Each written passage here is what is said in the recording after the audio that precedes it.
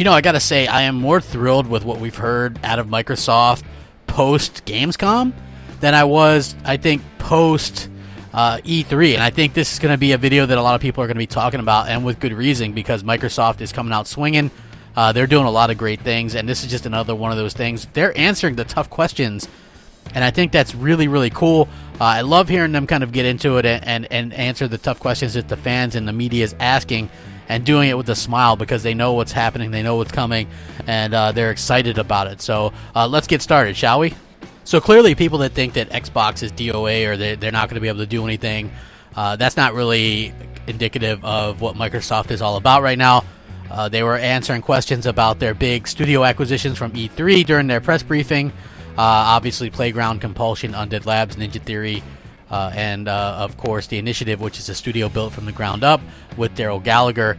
There was an interview with Game Industry with new head of Microsoft Studios, Matt Booty, and he said there's no plans to steer any of the studios that have been acquired into certain portfolio objectives or change their working culture for that matter. Meaning, a lot of people will go, well, Microsoft has a bad habit of making their developers do this or do that. They ruin this developer or ruin that developer, and that might be true in the past. But this is something they're introducing that's not of the past, right? You can't sit there and go, well, back in 2008, they closed down this studio. Well, we're in 2018, and that's not the way things are anymore. This is what he had to say.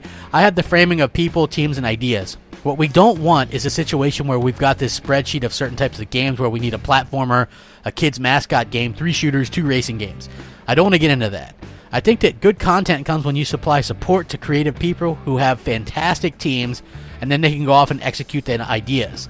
It goes very deliberately in that order. We are really not interested in steering any of our studios that we've acquired into a certain portfolio objective.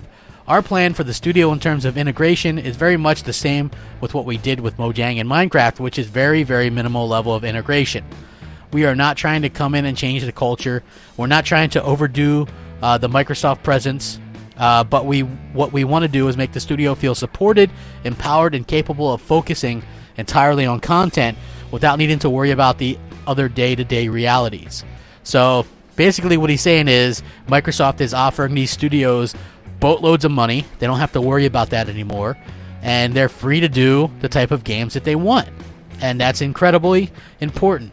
What you also have to remember is that Microsoft has some studios that specifically make certain kind of games, and that's just the reality, right? Coalition makes Gears, Turn 10 makes Forza, and they love Forza, and Coalition loves Gears. Rod Ferguson is a Gears guy. That's just a fact, right? Now, when it comes to 343, they're named after Halo, right?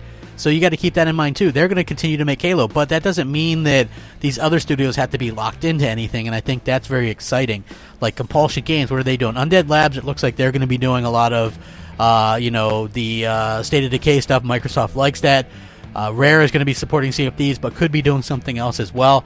There's limitless possibilities with what Microsoft's first-party studios can do, and that's very exciting. I'm going to link this article so you guys can check it out.